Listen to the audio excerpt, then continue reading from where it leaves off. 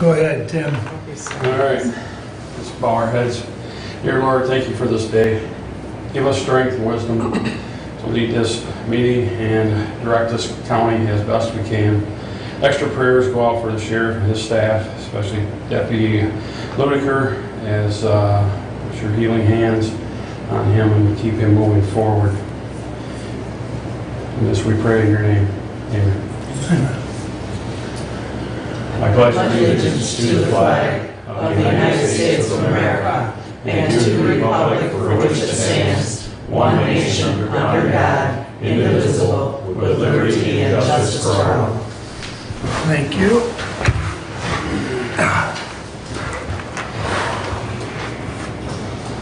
All right, first call out to the public.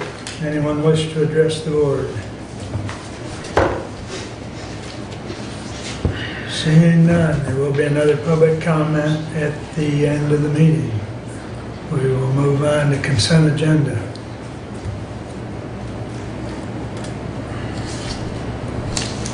I will move to accept consent agenda, thank you. What time this morning? I would, and I know I talked to Tim about this, I'd like to pull that ORV ordinance back down for a couple Oh, yes. comments on that. So we'll put that down under your report, please. Which one? The ORV ordinance. Oh, So I believe, what's his name, Chris, the DNR officer, I believe he's still planning on coming this All right. morning and commenting on that. So, I will so change my motion to the changed agenda. did we, okay. So the consent agenda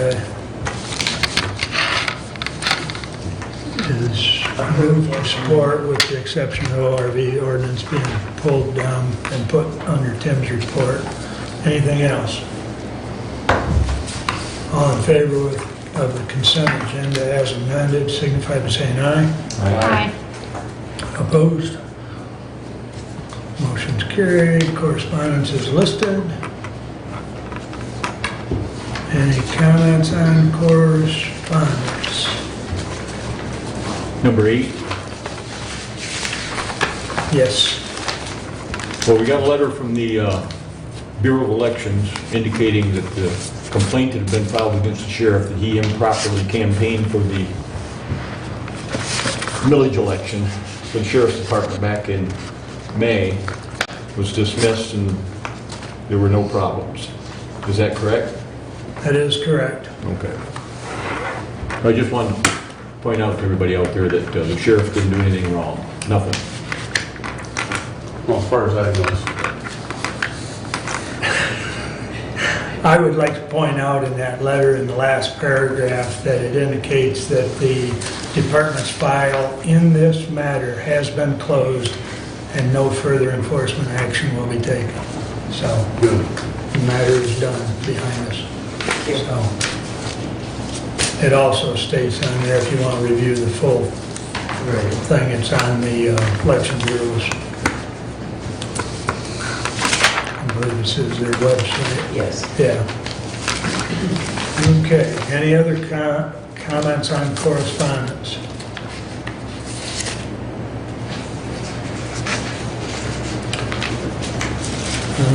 Okay, we have no standing order this morning, so, but we do need to approve the regular agenda.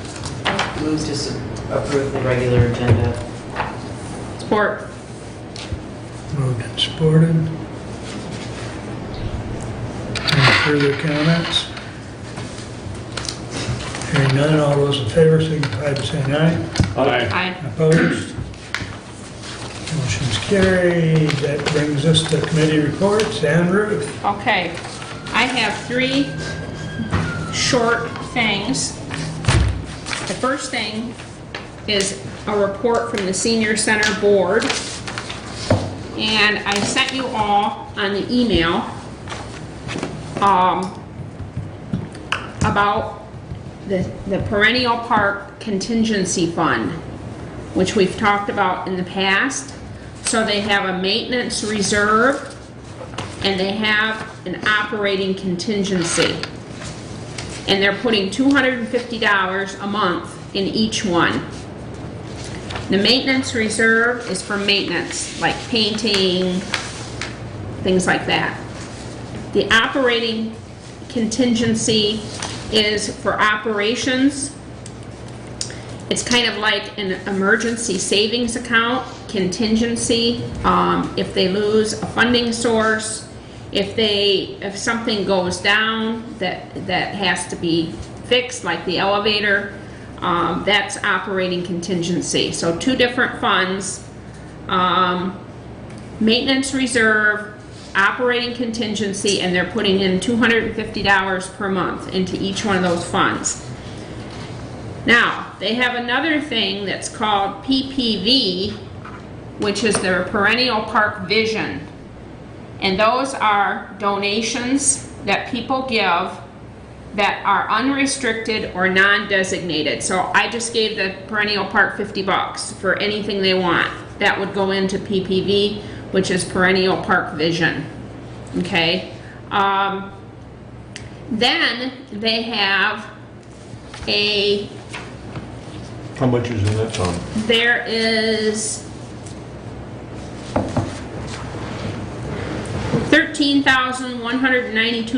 $13,192.13. Just want to make sure I get it back. Then there are a bunch of restricted funds. Bell Fund, Meals on Wheels, Fitness, there's a whole bunch of them. Those are restricted. That money can only be used for those things. So does anybody have any questions about this, or comments or anything? So the maintenance reserve fund got $7,000 in it. Right, The operating contingency fund has got $29,000. right, That's what they use to buy like big stuff, air conditioners, right, fixed roofs, that kind of thing. right, And then this last one is a gift fund. It's got $13,000 in it. right, Okay. And they can use that for anything they want. right. Okay. All right. Now, what is coming up at the senior center is the audit, which Steve Fleischer is going to be doing the audit again this fall. That's what they're starting to work on right now, is the audit. We have brought up about the fact that Steve Fleischer has been doing this audit for a really long time, and that maybe you're supposed to change or get bids or whatever after the same person has done it. But Steve Fleischer really is excellent at it. So, but I think that issue is going to be brought up again. Now, the other thing that is going on at the senior center is there's been a change in leadership. And Steve is no longer the deputy director. They don't have a deputy director as of right now. Steve made a lateral move to the development and marketing director. And he has a new job description, which is Steve's job description right here. I won't obviously read the whole thing because it's really long. But the development and marketing director is responsible for providing and overseeing the implementation of all fund development, communications, and marketing and public relations efforts for the senior center. So that's Steve. And Wendy is not the finance director anymore. She is going to be the operations manager. They hired a couple new people in the finance department. April left, and they hired a new person named Saul Dula. And Wendy is going to be the operations manager. Steve is going to be development and marketing. And these are lateral moves, no demotions, no promotions, and no increase in pay. It's just trying to slot people more into realistically what they're really, really good at and what their job description really reflects of what they're really doing. So, does anybody have any questions or comments about that? Anything about the senior center? Okay, then, The only thing I'll say is I think the senior center is to be commended for getting their pots of money in place to be able to do things with. I know it's one thing we talked about earlier, and they've done it, and I think it's good. I Well, think it really speaks highly of them. I really, really like Wendy a lot. I deal with Wendy a lot, and I call over there, and she listens and she responds.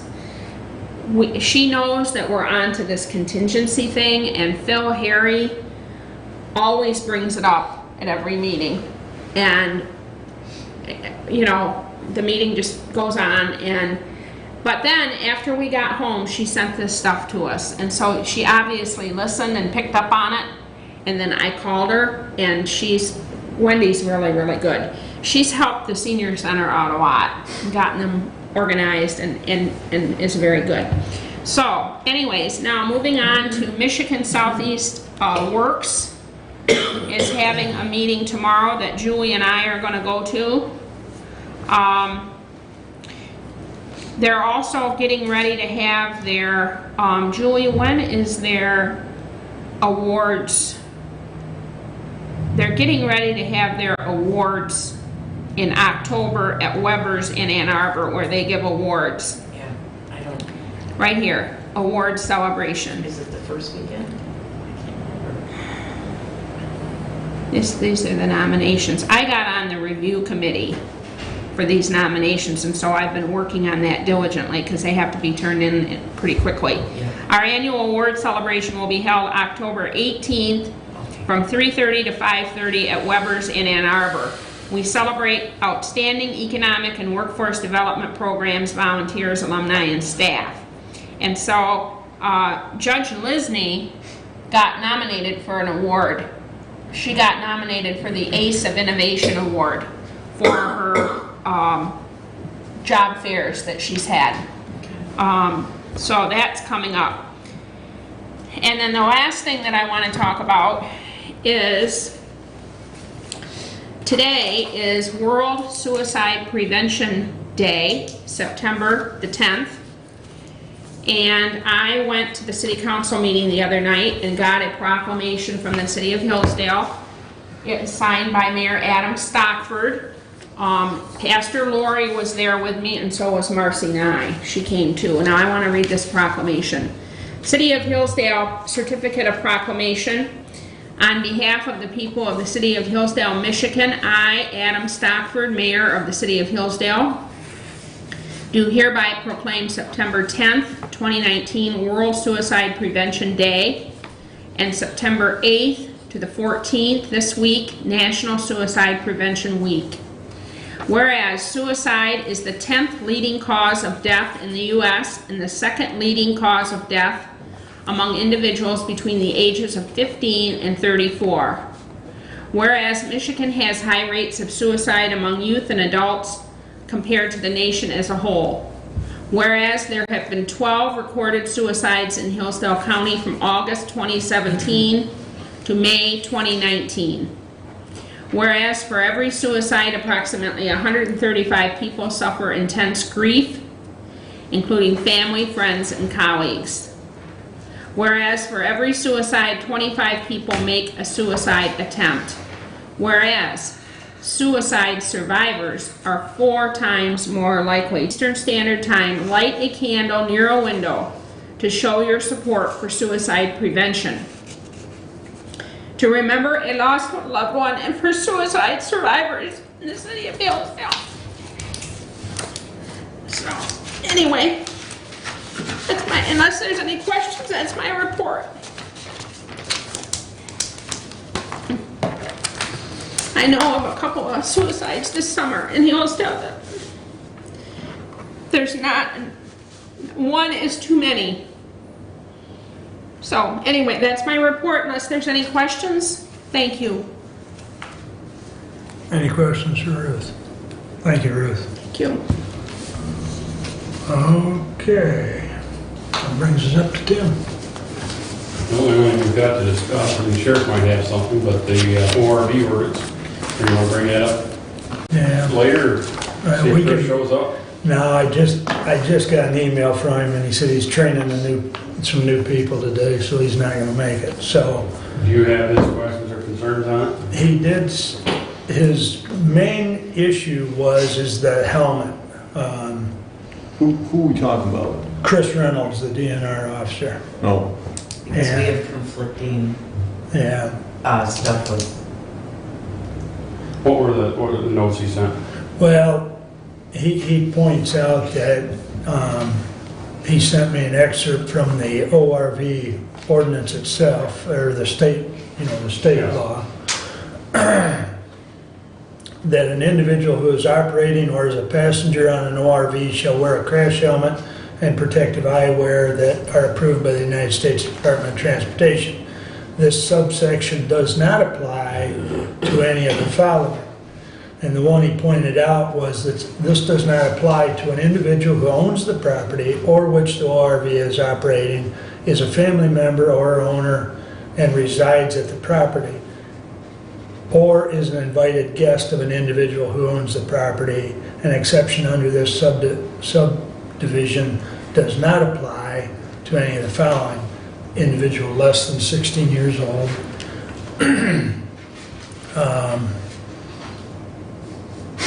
if the individual is racing the ORV, I think that's about all that really applies, that's applicable to what we were discussing.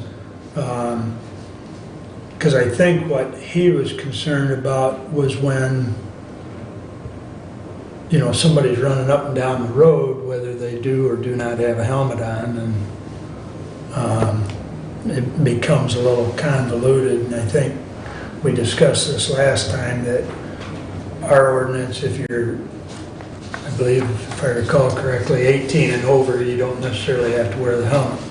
Now that, there's all kinds of confliction here because of the motorcycle law, helmet, or the helmet, or no helmet, yeah. So that was what he wanted to talk about if he could have been here today, so. well, the problem is that the DNR, the sheriff won't give them any tickets, I don't believe, but the DNR officers will. Because there's a conflict of the rules. And I know people that have gotten tickets from the DNR, now they went to protest them, at court, but I don't know if they won or not. I don't know what the outcome was, but I know that because people have asked me about it before. And so there's a conflict of the rules. I mean, I don't know, Tim, can you help us with this at all, or? I would defer to the attorney in the room that would provide you with better information. And he probably may have heard some of those cases. Does he have an opinion? Well, I don't have an opinion, and I talked with Judge Lisney about this in particular because we're kind of the judicial branch, so we don't necessarily advocate specifically for laws. But as far as interpretation, I think what you have to do is look at the various laws, the motor vehicle code and the ORV ordinance, and you have to take it that they should be read in what's called impari materia, meaning that they're part of one whole scheme, and the legislature intended to specifically do what is in there, and it should be read so they're not in conflict with each other. Motorcycles that are roadworthy, you do not have to wear a helmet. But the motor vehicle codes did not address ORVs, and that's addressed in a separate statute. And that does indicate that you do have to wear a helmet, except in those limited situations. And I think the county ORV ordinance creates confusion amongst people because the state law would predominate over the county ordinance. So someone that's driving on a road, unless they meet one of those specific exceptions, would have to wear a crash helmet. And I think that brings up another kind of conflict in the county ORV ordinance, is that golf carts are included as an ORV. So technically, that's a little more convoluted there, because under state law, a golf cart is not an ORV, and it has a separate set of statutes that apply to it. So under county law, technically if someone's operating a golf cart on a road, they're all supposed to be wearing helmets. And I don't think that would go over very well. But under state law, a golf cart's considered a low-speed vehicle and is addressed in the motor vehicle code. And it's addressed separately than ORVs. So that's pretty much what our court's interpretation would be. So it sounds like, Thank you. it sounds like ours should line up with the state, shouldn't it? He just said it creates confusion, Right. because ours says you don't, and the state says you do. So it's kind of hard to ticket somebody, because someone could say, well. Sheriff Parker, did that 75-year-old man that had the real bad ATV accident this summer, was he wearing a helmet? No, because he was in a vehicle that wasn't required by law to have a helmet. He was in a type of vehicle that had an approved roll bar cage and wasn't required to have a helmet at all. The other thing I would suggest for the board, based upon the comments that you've heard, is to clarify this, is I would suggest to the board that they remove the reference to golf carts, because there is a separate statute in Michigan legislation, and that statute discusses municipalities that have less than 30,000 population have the full right to enact allowing those golf carts to operate within their jurisdiction, which pretty much is all of our townships and cities. We don't have any city that's even over 30,000 people. So any one of those entities could allow for golf carts to operate along the side of the roadways, and as was indicated, they don't have to wear a helmet, and that was a specific statute that the legislature dealt with a couple of years ago that did away with helmets on golf carts. So that point is really moved. And at the same time, back to the ORV with the helmet, I would just refer to it similar to state law, that if they're operating on any property outside of their own property, that they're required to wear a helmet on those specified that ORVs that are. And now I say that because there are some of those that have the approved roll bar cage, and I'll give you an example. Some John Deere Gators have it, and Razors, those type of vehicles have an approved roll bar cage. They're not required to wear a helmet. And the officers that are out there on the road, I assure you, they understand the state law, and the intent behind the county having this ordinance some time ago was that it allowed for multiple people to use ORVs legally along the roads, so that law enforcement wasn't chasing down every ORV that happened to go on the edge of the roadway. So you're on the right track. A simple modification can be done with this to indicate that helmet usage is required, similar to state law. And then the golf carts, just eliminate golf carts from your ordinance, and the problem solved. Because the golf carts are specifically addressed in state law. Hope that helps. That's It does. a very good point. Mark, did you know that in the newspaper it said there was a discrepancy with a half hour, an hour, and that? Yeah, and I emailed the final version to Sam. Okay. And I don't know if a correction ever got in, but, I don't think they did, but okay. I don't know why he ran that, because that wasn't what we actually approved. So, well, I was looking for the part on the golf carts so that we could strike it, because I think it's in our best interest. Page 1E, yes, Walter. 1E. Thank you. So I'm gonna strike the notation of golf carts in there.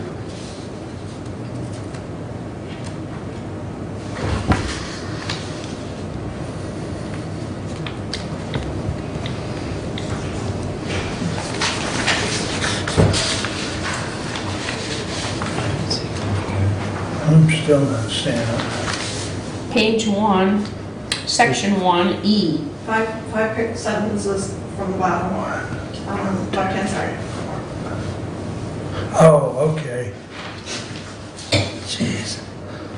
Need to have it enlarged even more. Do you want to look at Try this? reading it off your phone. Yes. If you remove golf carts from here, which I get what the sheriff said, then I think it would be wise on our part to email every jurisdiction in the county, telling them that we have done this and that they have the authority to allow golf carts in their jurisdiction, and that they would need to make a resolution or whatever to allow that, so that they're fully aware of what we're doing. Because I know I ran into several instances, people down to Reading wanted to ride golf carts in town, and we've allowed that with this ordinance. If we take this away and don't inform Reading, those people are technically going to be illegal again, and they can start getting tickets. Well, I think that's addressed on, how's this, excuse me, Sheriff, how's that read on the state law as far as golf carts? I was looking at back up, give me just one moment. Okay, thank you. But the jurisdiction would have to approve it. If we don't tell them what we're doing, they aren't going to know to approve it, and then their people are going to be hung out to dry. If you have your pencil handy, it's 257.657A1. That is the reference. One more time, please. 257.657A1. Okay, That's the golf cart statute? Yes, state statute. Then the vehicle code book? Yes. If you just search that on the internet, it'll bring up that. Okay. And I guess on the helmets, there's a couple things to think about. First of all, under the property tax laws of the state of Michigan, people own to the middle of the road. They do. I know. And then there's 33 foot that is exempt from taxation because it's being used for public purposes. So if I'm a farmer riding from field A to field B and I'm on the road, and I'm on my side of the road, I'm on my property. Well, we can get into all that gobbledygook in court and everything else, but I guess my point is, leave the ordinance the way it is with the helmets, send a letter to Shirkey and Lloydhauser and tell them, look, you've done this for motorcycles, you've done this for golf carts, change it so we leave it up to the individuals to decide whether or not they want to do it with ORVs. Leave it up to the people to decide. I mean, if they don't want to wear a golf cart, no skin off my nose. If they don't want to wear a helmet, if they do want to wear a helmet, that's up to them. But and I appreciate the enthusiasm of the DNR, but this law for ORVs should be in sync with motorcycles and golf carts. Yeah. You go down the road 70 miles an hour, you ought to be able to go down the road 25 to 40 miles an hour and have the same privileges. I don't disagree with Bruce at all. In fact, that's exactly my thoughts. So I would say take the golf carts out, send an email to everybody, all the jurisdictions that we've done it, and that if you want golf carts legal in your particular jurisdiction on the roads, that you have to pass an ordinance so they're aware, and give them And reference the MCO. reference what the sheriff's given us. And the rest of it, leave it the way it is and send a letter to Shirkey and Lloydhauser and tell them they need to make helmets optional for ORVs just like they have for motorcycles and golf carts. I'll support that motion.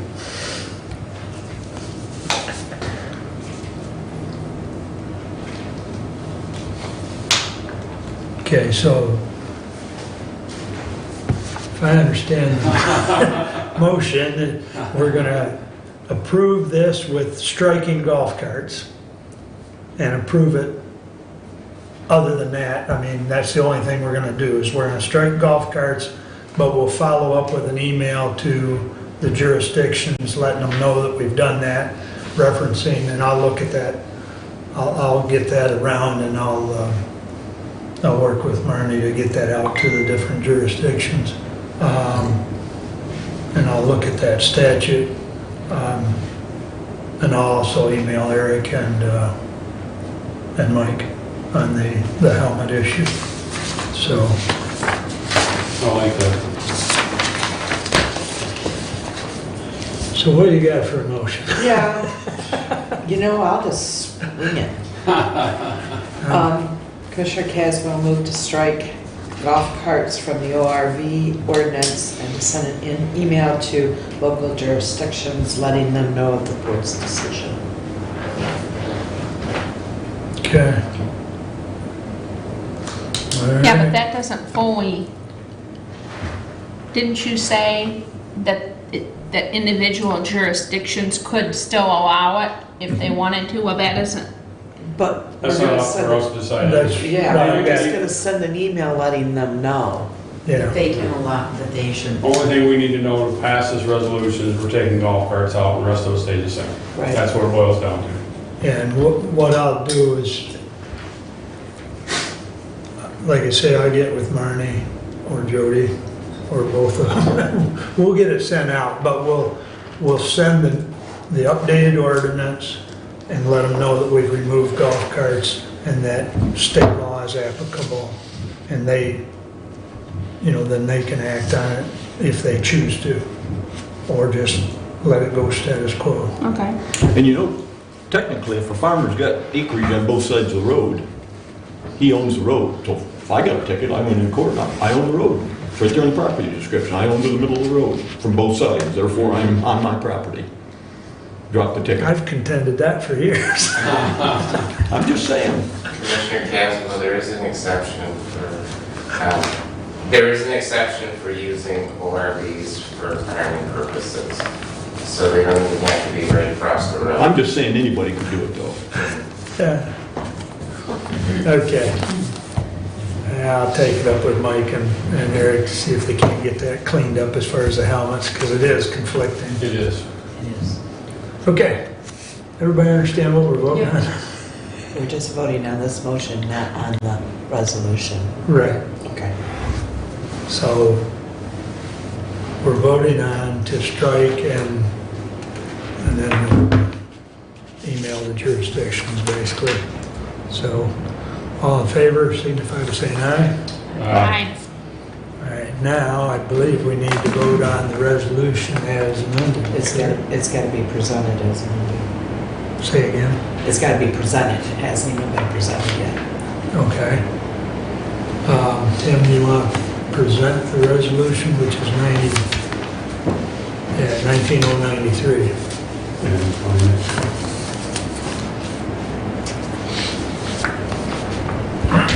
Make it easy. Front page, huh? Yep. Okay, the Honorable Board of Commissioners, September 10th, 2019. We, the Board of Commissioners, authorize Mark E. Wiley, Chairman, to sign the attached Hillsdale County ORV ordinance, which is adopted for the purpose of authorizing and regulating the operation of off-road vehicles on roads in Hillsdale County. I move for adoption of this resolution. Support. Okay, moved and supported. Any further discussion on the ORV ordinance? Seeing none, all those in favor signify by saying aye. Aye. Opposed? We are good for another, 5 years? And I'll follow up on the other items. Thank you. Okay, That's all I had unless somebody has a question. did you have any other comments? Sure. No? Thank you. Good. Chris, or No. anything? Okay, thank you.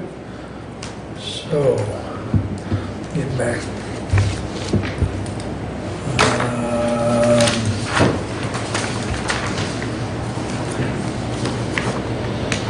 Let's see. Facilities, Julie. I did show the courthouse annex building. It went fairly well, but I'm thinking that the person, there's a lot of square footage in that building. And I'm thinking that that was kind of overwhelming to the person, so they don't need all the space. And so that's probably not something that's gonna happen. Ruth recently forwarded me some extra information, which I will share with the people, but I don't foresee it as anything going forward at this time. There is possibly another person out there that I became aware of recently, so I'm gonna share the information with them and see if they're interested.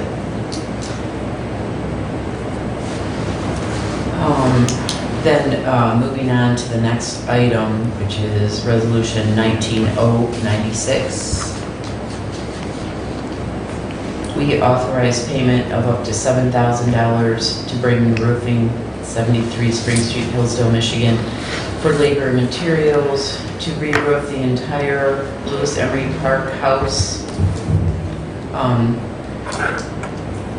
This amount will also include up to 8 4x8 sheets for any bad roof deck replacements that is needed if necessary. We further recommend payment of the same be taken from the capital improvement account number 401.000-930.009.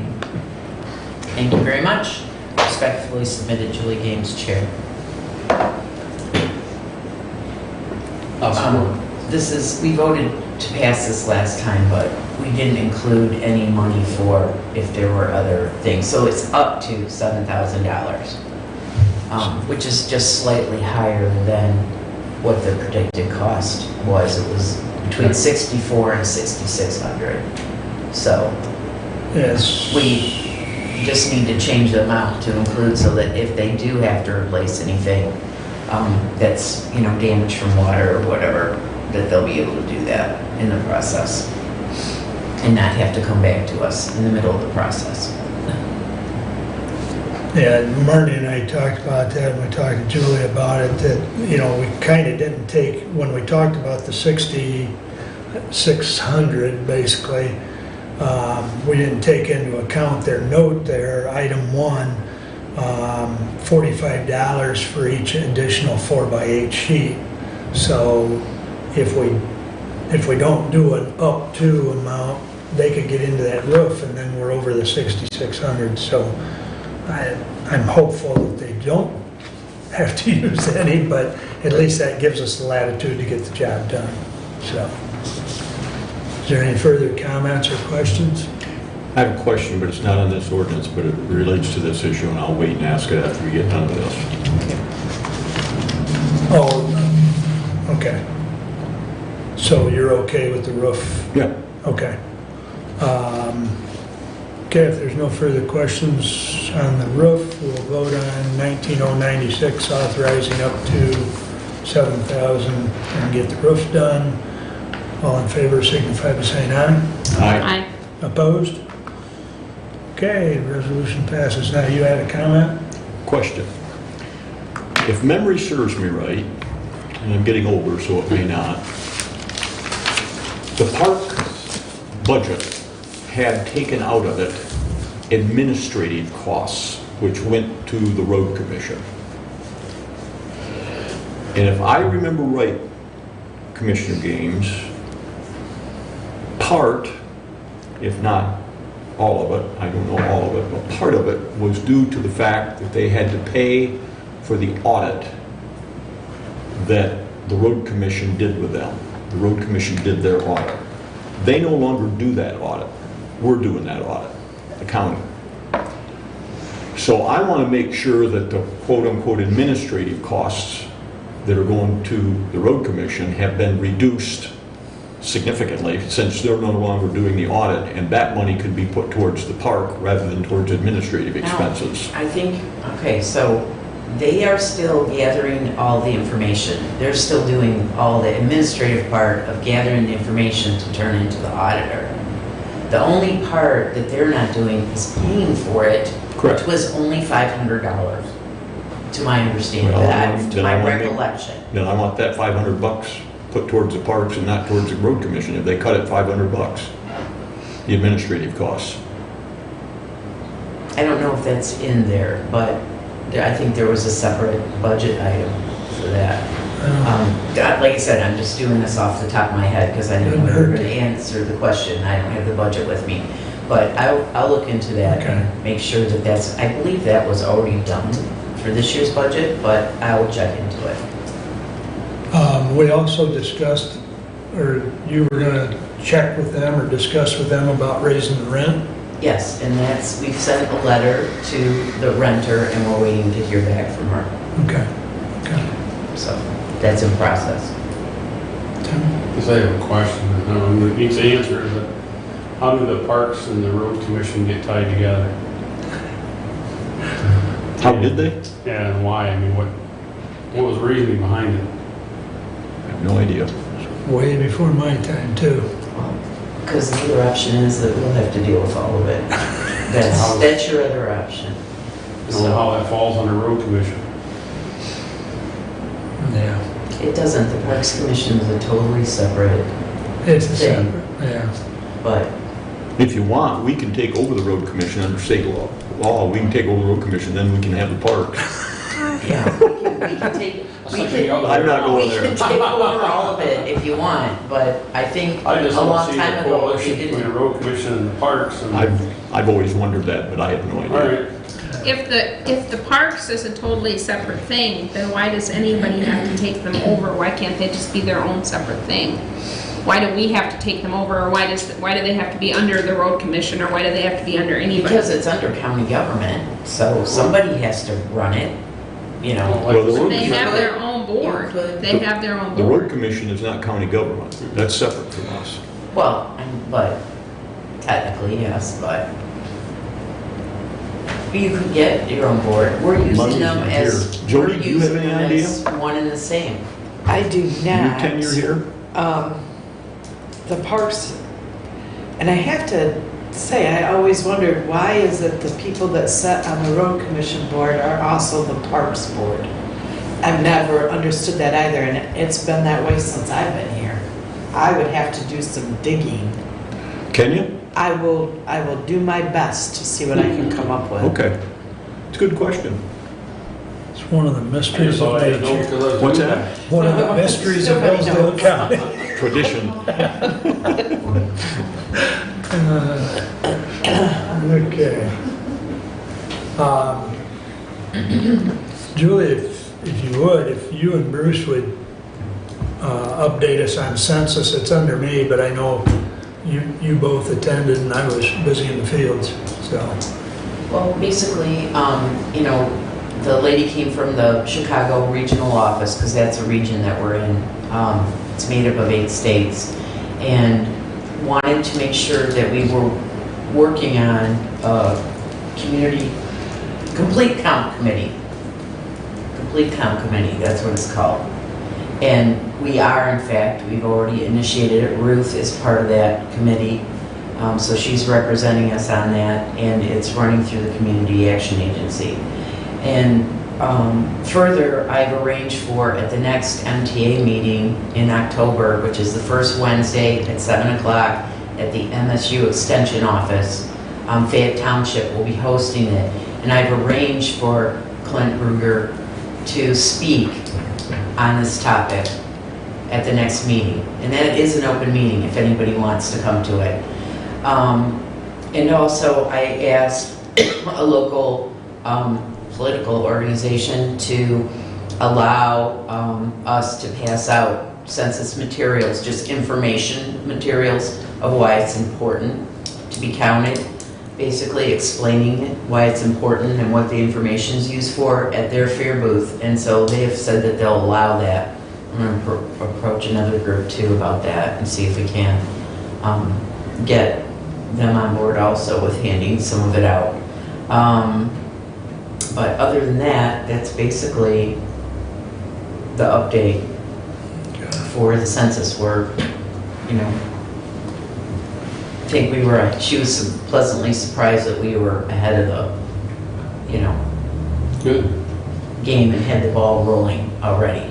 So she was pleasantly surprised to see that, so. Okay. You have anything to add, Bruce? Well, they're gonna send out postcards in March or April and give people information on the postcard about how they go online to fill out their census. They want it done online. And then for those that don't fill it out online, they're gonna give them a couple months, and then they're gonna send out hard copies to everybody, like we used to fill out. the sheets of paper and everything. And then for those that don't fill those out, they're gonna send people out knocking door to door. Now, I told my 2 townships last night, I said it wouldn't be a bad idea when you send out your tax bills to everybody in December, to put a little slip of paper in there separate from everything else, or people won't read it. You know, about the census, when to expect the postcard, don't throw it away, et cetera, et cetera. Kind of trying to make them a little bit more aware that way. They're going around right now, Marty is, Gaines, he's kind of the head tunky-tunk of a bunch of people in a whole bunch of counties, and trying to make sure addresses are correct, and to make sure, like, if you got an address, are there 2 or 3 apartments there, or is it just one? So they make sure everybody gets counted. That's what they're doing right now, and that's quite a job. But yeah, the Community Action Agency, they got gung-ho on this a couple months ago and took off on it, and, which is fine. Somebody has to do it. Might just well be them.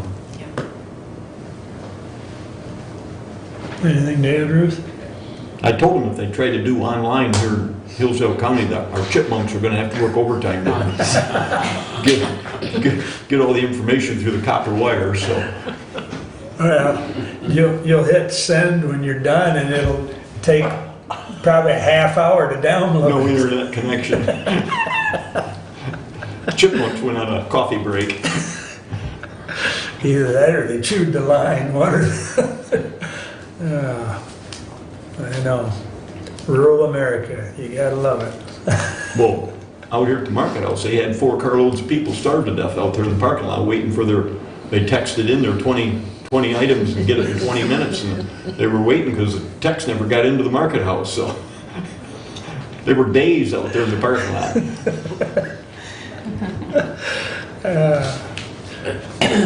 Okay. Anything else, Julie? I guess the only other thing that I have really is, and Chris could help me with this possibly, is there's a security meeting on 9/12, and we need you'd like a couple of us to attend Yes, that meeting. yes, I talked to Mr. Caswell, he was concerned about quorum, so I kind of put it out to all of you, and you can decide amongst yourselves who you think is. I did bring a copy of the LAO that I had to prepare, that you're welcome, if you'd like, to see that ahead of time. I don't know if that'll help you decide on who maybe should be there. Sorry, Jody, I didn't bring an extra copy. You're fired. Thank you. Thank you, Chris. If you want to just pass that down, thank you. Can you just email it to me, Chris? Certainly. Thank you.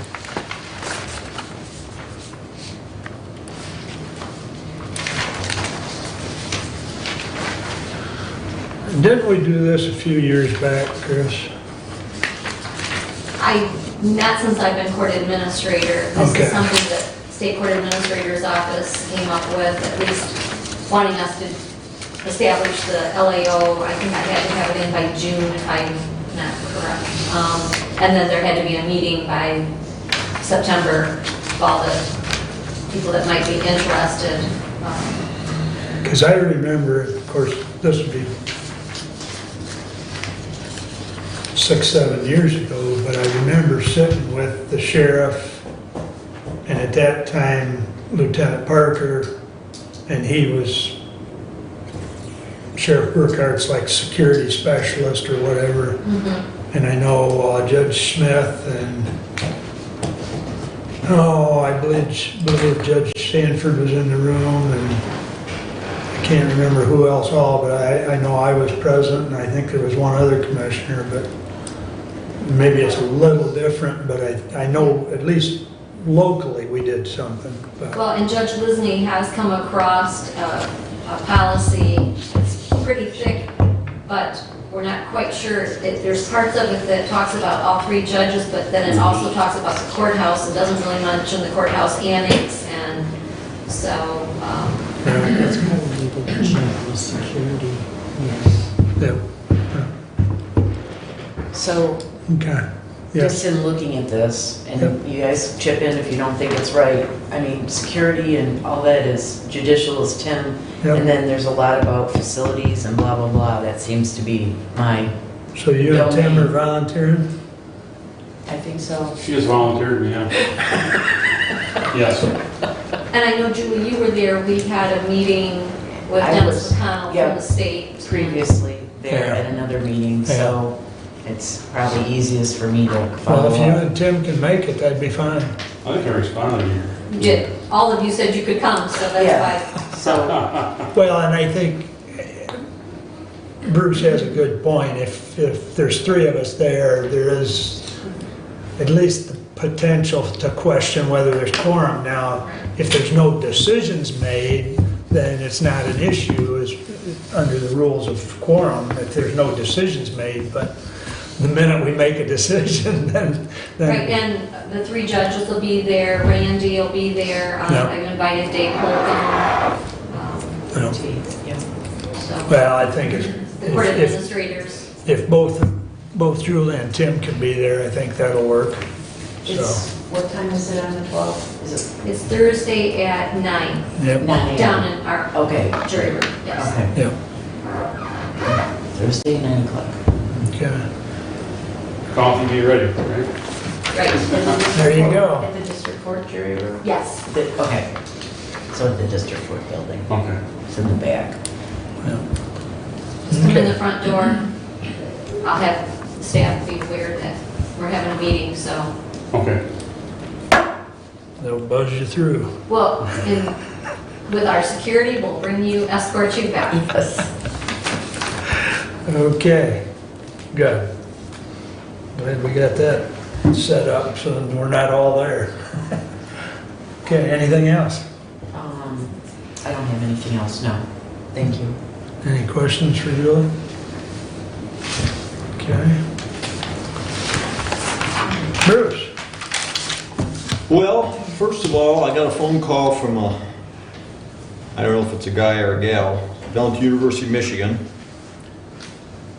interested in filming an image of downtown Hillsdale, apparently a business in downtown Hillsdale. They want to film it.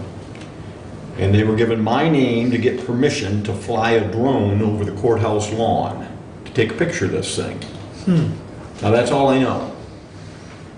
So my question to you is, do you want me to give them permission, or do you want me to call them back and find out more details, or I don't see where it's a big deal, but No, I didn't want- I think I the didn't only want thing to you do should do is talk to Randy, though. yeah, Just, I mean, so he's aware that this is going on, just because he's in charge of facilities. I don't know what of they're course, taking now a we were picture just of. talking about courthouse security. I know, well, that's why I'm Exactly, saying, that's my comment. I think Randy would check- should know that, Well, I think I'd check with the sheriff and the court and make sure they want to give us approval to do that. I would go a little deeper than just advising people what's going to happen. I would get more authorization just from us.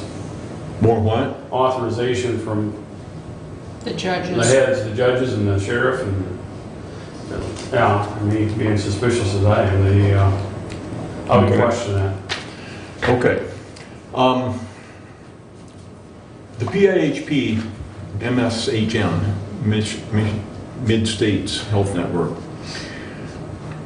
when these things were formed a few years back, we reduced the number of PIHPs in the state from 18 down to 10. And MSHN was put in charge of our region. And one of the pushes from the state to each of the 10 PIHPs was to standardize things within their jurisdiction. Our PIHP has 21 counties. Well, there used to be things called coordinating agencies, which were the people that dealt with all the drug abuse and all that stuff. They got folded in to the PIHPs. They were separate. They got folded in. And so up in Saginaw, they had a CA that did things differently than we did down here.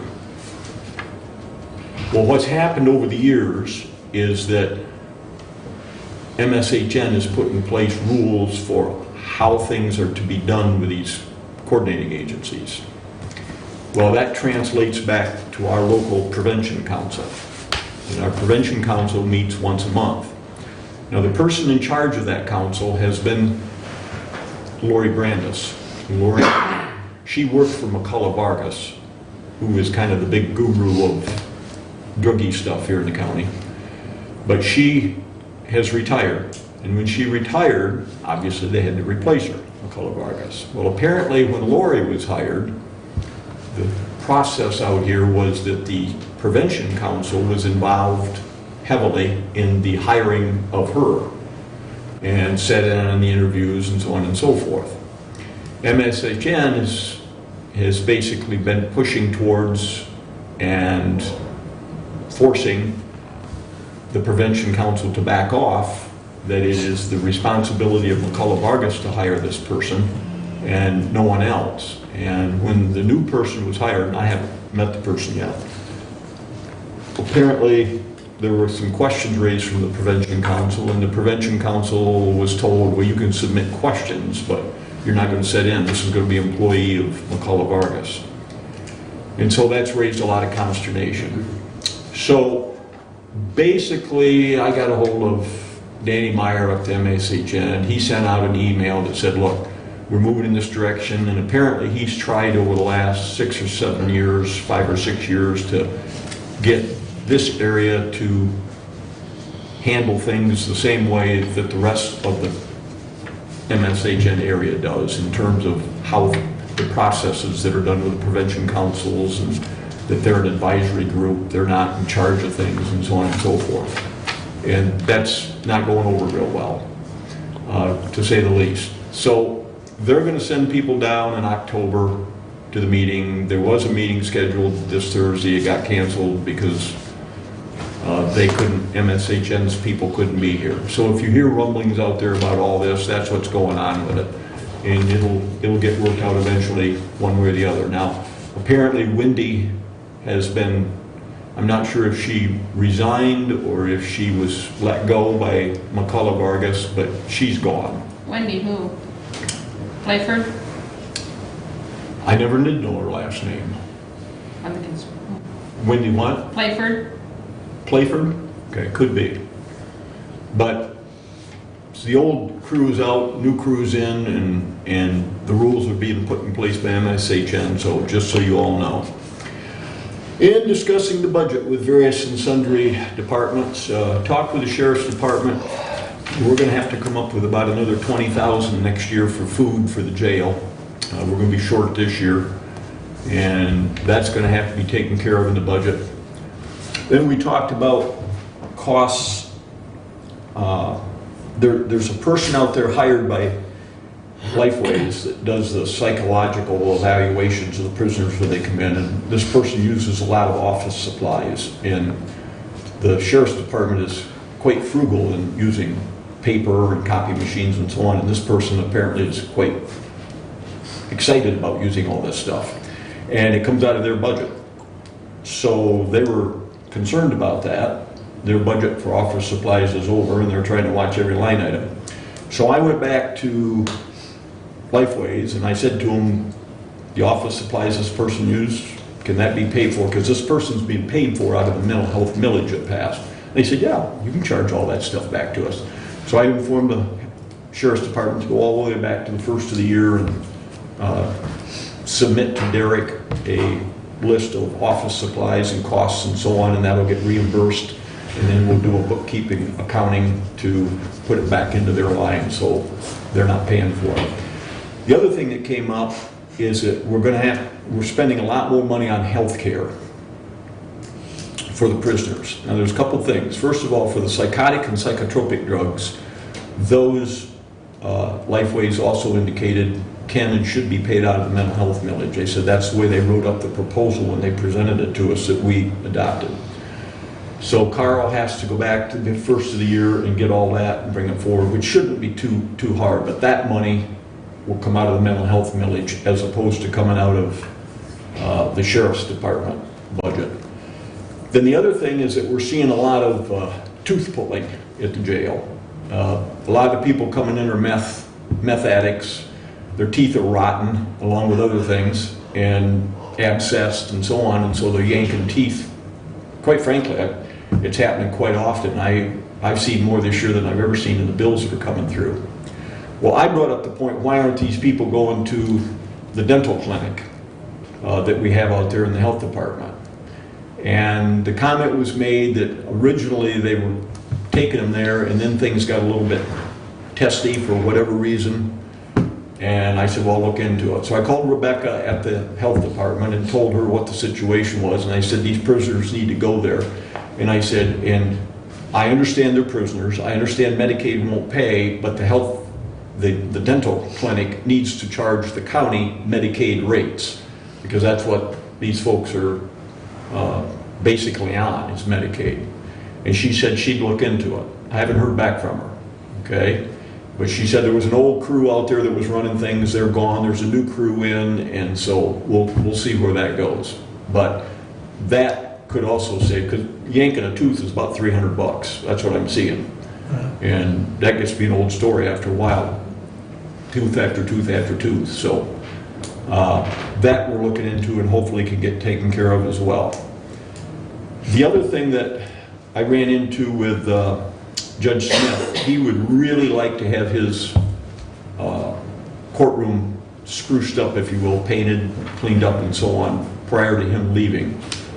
So that came up in the budget item. So I took the liberty of going out and asking for contracts from outside vendors to see what it would cost, just so we would know what we're looking at. I'm not saying we have to do that, we can do anything you want to do, but I needed to have a price to put in place for the budget. And I've got a couple bids that will be coming in, and we'll see where we're at after they come in. So, oh, the other thing is our pension.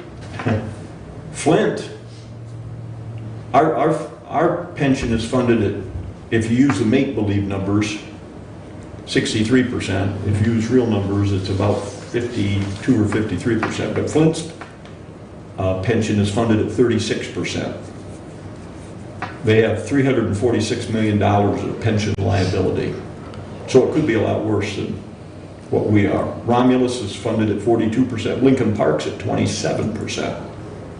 So what are these places gonna do? what's that? What are those places gonna do? Well, they have two choices. They can either fund the pension or they can go bankrupt like Detroit. And the state will be very hesitant to allow them to go bankrupt. Because if they go bankrupt, see, all these local units of government, us included, are creatures of the state. We're children of the state. So the state ends up can get dumped on. And if we start allowing city after city, if the state starts allowing city after city to go bankrupt, it's not going to do anything for the creditworthiness of the state of Michigan. They can't fund those pensions at those amounts of money. There's no way. Well, time will tell. All right, I'll find out about that thing. We got that taken care of, and that's everything. Thank you. Any questions for Bruce? Okay. 10 minutes, that's gotta be a record for us, isn't it? What's that? I said 10 minutes, that's gotta be a record. That's right. For us, isn't it? You got something going on today? No. If I'm gone for 3 weeks out of the month, I don't have anything to look into. That's right. Okay. I did want to regress for a minute as far as correspondence. There was a letter in there from Mac about us sending them the resolutions that we do. We've done that. We've always done that. Marnie and I talked about it. We got copied on that just because I think they sent it to all 83 counties. So just wanted to point that out.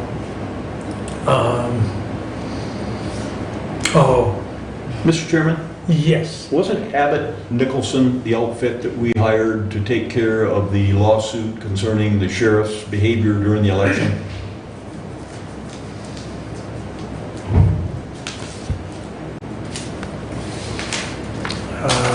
Jody, do you remember? Nope. I think it was. I think so. Okay, well, I got this bill this morning when I came in here, and we have a credit. I don't know how they got credit, but we have a credit with them of $577.50. So I would like to give this to Jody and ask her, Why, thank you. the clerk's office, to send, don't get too happy.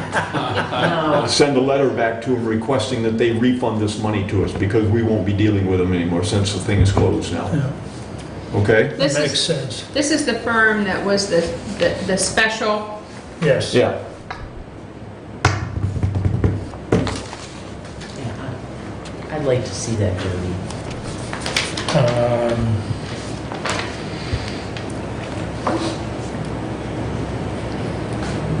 we selected that firm because they specialized in, Right.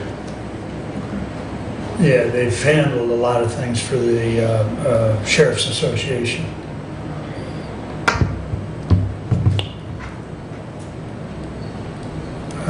that suicide proclamation, Bruce, that I had, that's gonna be framed and put up in the Hillsdale Lifeways. Okay. Yeah, I just looked it up. That is the firm. Because I looked back to the letter that Tim and I got with the correspondence. So, okay. That'd be, Oh, one other thing. Yes. Ambulance. Negotiations continue. We met with them. We've now taken it back to the lawyer. The lawyer is now giving us some changes, so now we gotta meet with them again. So okay. the beat goes on. It's a process. It is. It's a process. It's going well, though, Yep. for the most part. Okay. I was hoping Bob would be here so that, and since he brought it up publicly, I think I'll, put it out there. He mentioned about the air quality at Martin Ria. And just so everybody knows, the air quality out there is okay. I got a hold of Sue Smith at EDP. She in turn talked to them. She also contacted Myosha. Myosha's been out there, has done their inspection. They passed with flying colors. She's actually been to the facility herself, and they've done some new lighting, new venting, new fans, etc. So they are up to snuff. So just so everyone knows, their air is breathable. And I called the health department and Becky told me it's my ocean's situation, not theirs. So, Okay. okay, good. Okay. I did not make it to the fly-in. I wish I would have, but fortunately, my farm sits in a spot where I could see the B-17 go over about 2 or 3 different times. And that majestic old plane. And he was low enough you could hear it thundering along, Yeah. You just kind of think about what a whole flight of them must have looked in the 40s. Yeah. So, Did you get any pictures of it? actually, I was out hooking up a piece of equipment and didn't have no camera with me the one time, and then another time I was down raking hay in the middle of the field, so no, I didn't. Kind of disappointed. So all I've got is that picture that was in the paper. At the U of M game Saturday, they had 3 Army helicopters. Did you see them, Joey? Flyover, yeah. They had a That's flyover. pretty cool. 3 Army. And 4 people parachuted into the stadium. It was pretty awesome. It was really cool. I got some good pictures. It was great. It was a great atmosphere for a game Saturday with all the It was. military. There was a Yeah. lot of Army fans there. Yeah. A lot of Army fans. And Michigan managed to pull out the win at the end, and it was very cool at the end. All the Michigan players went over to the Army side because they have a tradition of gathering and singing their alma mater at the end, so the Michigan players joined them. And then all the fans started shouting USA. It was really cool. That's It good. was a great day. It was really good. Yeah, I was disappointed that my Black Knights didn't get the job done. Wow. You know, They should have went over and sang with them after Army gave them that game. Should have shined their shoes too. there was a lot of excitement because we hadn't played Army since 1962. Yeah. And there was a lot of excitement about that. I'm surprised we didn't Army play. actually leads that series too. Yeah, It yeah, was a great game we had. It was a lot of fun. yeah, yeah. It's like the only Okay. team we don't boo. Um, The only rival. The Ohio, Michigan, Indiana Council of Government met, what was it, the 29th? Elected officers. I am the vice chair of that group. Who got the chair? The chair is Brian Davis of Williams County. I left my sheet at home. I don't recall who's the secretary. The gentleman from Steuben County is the secretary, and then Ryan Mack from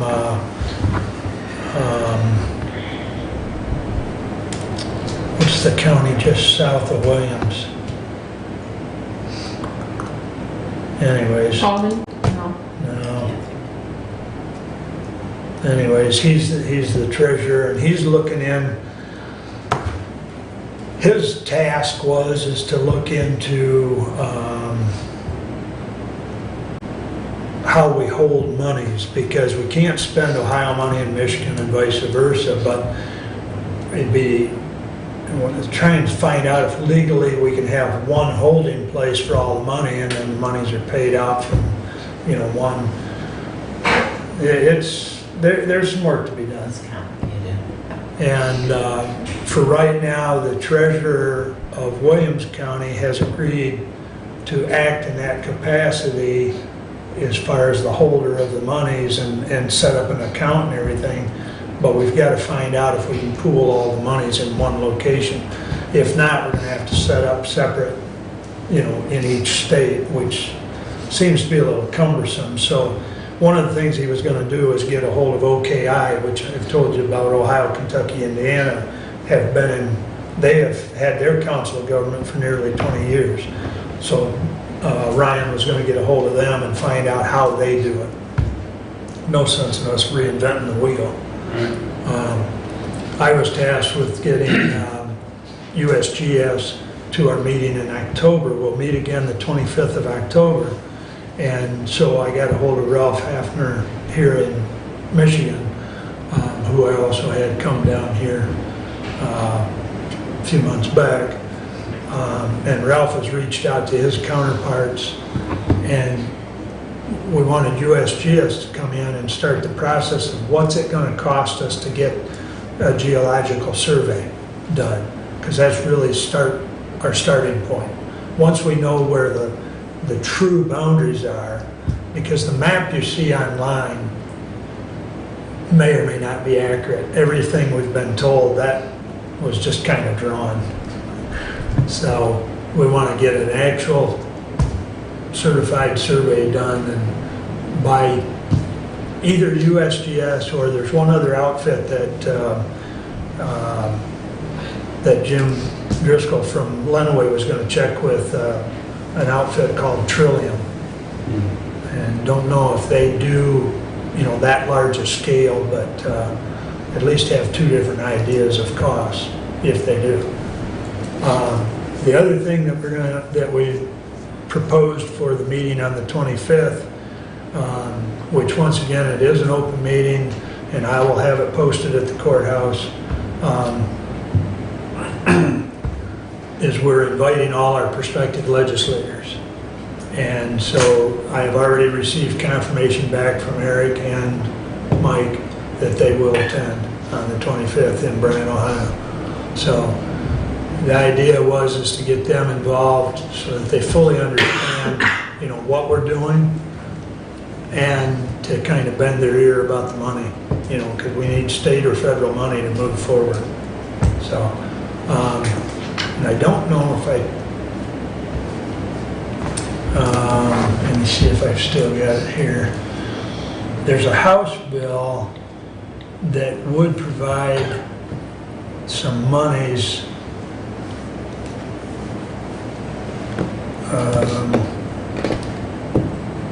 Representative, what's her name? Broner Colley? The lady from Lenawee, Bronna Cowie. Yes. Bronna Cowie. Yeah, it's not opening for me. It's either 4745 or 4547, something like that. It's a House bill that she's presented, and it first came out, it's in committee right now, it's in Natural Resource and Outdoor Rec Committee. There's $3 million that are proposed, and when they first put this together, they were looking at using those monies to help address the PFAS issues with water. Well, since then, they've expanded it because of the problem with the aquifer up in Ottawa County. Now they're also, and I spoke to her briefly, as well as I spoke to her staff, they're looking to include the Machendo aquifer into their discussion. And so,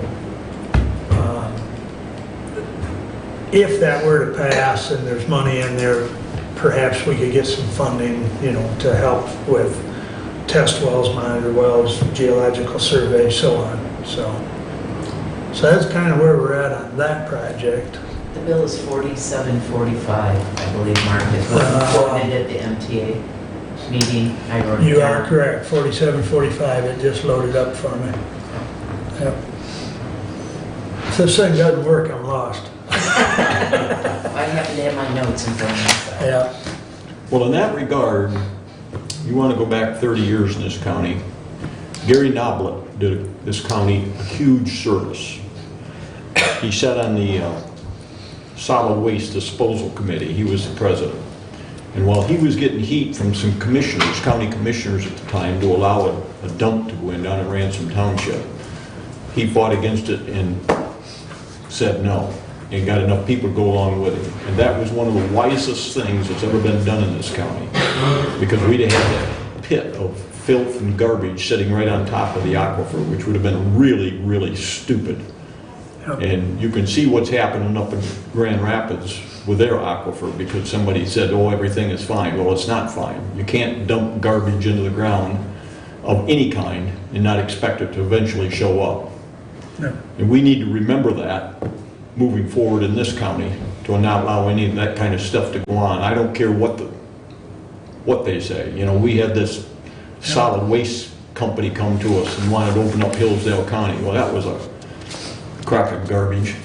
It's just one more way they can make some money and walk away and not care what happens in this county. And that's pretty important that we keep a good eye on that. So I'm glad you're on this committee. I'm glad it got started, and I hope future commissioners, when we're all gone, will continue to be as careful about what they allow to happen in here, because our water affects a lot of people around us, because our water goes everywhere. Right. Yeah, we're home to 5 different watersheds, and yeah. So I'll keep you updated. I'm very curious as to what the, when we get the survey done, where, there may be more or less of the 9 counties. So, and 7 of the 9 have formally signed now. The only 2 that haven't, Fulton, and they said they would, so I presume they will. Henry County, which there again, until we get the survey done, Henry County down by Fort Wayne, there's just a very little tip of them. But once we do the survey, they may find out they're more in it than they think. Right. So then they may show a little more interest. But in any event, that's where we're at. Let's see. And the only other thing, we already did the census update. The resolution that was tabled,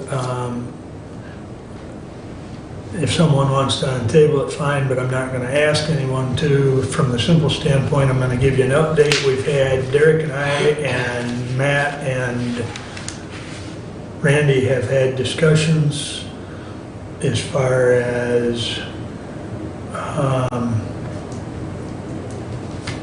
the discussion has evolved around some sort of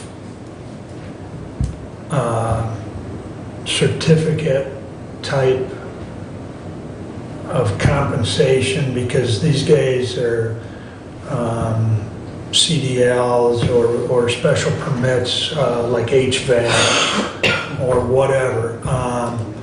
I've also had the discussion with Gary King, because these guys all fall under the SEIU union. That deal was done last year, and so we're not, at this point in time, it's just open discussion, Derek's been trying to get feedback from Randy and Matt, and then Actually, I have only been in the room once because I've let Derek kind of, see what kind of open discussion they can have without me being there. My discussion with Gary is we're gonna get the sheriff's department done, then we'll talk to SEIU, and if SEIU wants to open it up, then we'll have a discussion. If they don't wanna open it up, since that's an already sealed deal, then it's a mute issue at this point. So that's kind of the direction that is taken, so. Well, I have a question that's similar to what Tim said earlier about how did the parks get to where they're at? And none of us know. Well, the drain commissioner's office, Yes, a large chunk of that office is completely separate from the county budget. Kind of like 911. 911's technically county, but they're completely separate. Right. They have a completely separate union. correct. How did we get to the point where the people that are working for the drain office, who are completely separate from our budget, are part of a union that we have control over? Or that we deal with and that we pay for through county government? Right. And I've asked Matt that, I've asked Randy, quite frankly, that's almost like the park question. Nobody knows. Nobody knows. Well, it makes sense to me, and I thought about this, they're separate. It would make sense that they would be separate. Yeah, If they still want a union and so on and so forth, that's fine, that's up to them. But it just seemed odd that the two were tied in together. well, and that's also one of I did discuss that with Gary King. But there again, we'd have to open that union contract to see if we can't move them out. And I don't know Yeah. how that would be received. Probably not well, and I understand that, but I was just curious how we got to the point where we're at. Yeah, and it really doesn't make sense for them, especially, for two reasons. One, they're way out there, and two, they are under a separate funding for the most Mechanism. part. Right. It just really doesn't make sense for them to be in the same union with the rest of the county office staff. Right. Okay. So yeah, that's another question that's being explored, but nobody knows the answer right now. You've asked a lot of questions today that nobody knows the answer. Everybody got a lot of homework. Okay, that's all I have unless there's a question or two. Okay, public comment. Yes, sir. You talked about the census starting next year, and I live in Hillsdale Township. I received it 2 weeks ago and already filled it out. Oh, you received the postcard? Well, it's not a postcard. The first one's an envelope, and it has some promotional material Okay, to get you to go. And I went online, and it says it should take about 40 minutes. It probably took me 20 minutes. okay. And then just last week, or at the beginning of this week, yesterday, I guess, I got another postcard from them saying, if you don't fill this out, or if you have already gone online, thank you. And if you don't, we'll wait another 2 weeks and send you paper copies. I think that's not the census though, that's the American Community Survey. Because I also received that, which is part of it, but it's not the census okay. questionnaire. It's different, because I Okay. received that also. Yeah, okay, thank you. Okay. Well, there's more than one thing floating around, I guess. Yeah, I got Okay. that at my house too, so. And not everyone gets that. I don't know how they pick people, but not Random. everyone gets that. It's randoms. Well, if it shows up at our house, Shelley's throwing junk mail away. So the census gets taken every 10 years according to our Constitution. And then the government, in their infinite wisdom, decided to add to it an every year ACS survey. And for the bureaucrats who are in the Census Bureau, that's called job security. Yes. Exactly. Okay. You can hire whoever you want to keep them. That's All why right. are we broke? Stephanie, you got anything? Sure. Don't want to leave you out. We had our auction on the 5th, very well attended.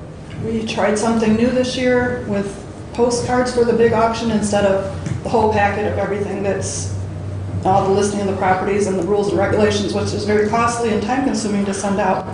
And I feel that was well received because we had a good turnout. So people are looking online now, and that's where everything's at. And we had 53 parcels, sold 27.